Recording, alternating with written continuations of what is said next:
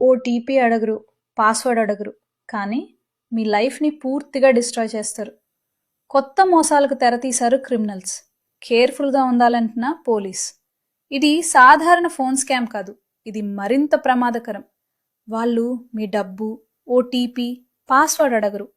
వాళ్ళు కోరేది మీ మంచితనం మాత్రమే.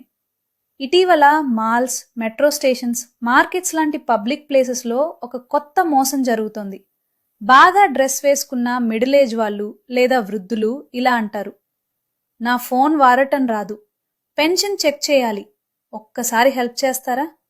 మీరు మంచిగా హెల్ప్ చేయాలని ఫోన్ మీ చేతిలో తీసుకుంటారు.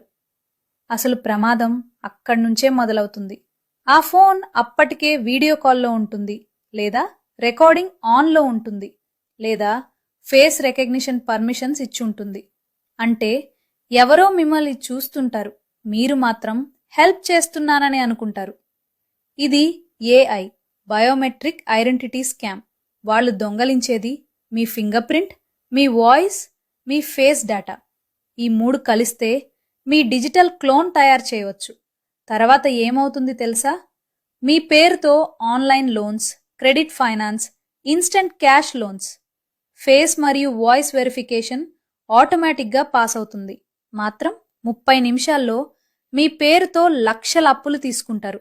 మీ డబ్బు పోదు, కానీ మీరు అప్పుల్లో మునిగిపోతారు. గుర్తుంచుకోండి ఈ 3 రూల్స్.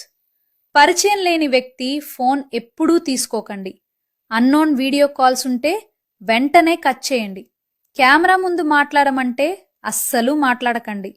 నేను తెలివైన వాడిని, నాకు ఏమీ జరగదు అనుకుంటే అదే వాళ్లకు బిగ్గెస్ట్ అడ్వాంటేజ్. మీ ఫ్యామిలీ, పేరెంట్స్, ఫ్రెండ్స్కి తప్పకుండా షేర్ చేయండి.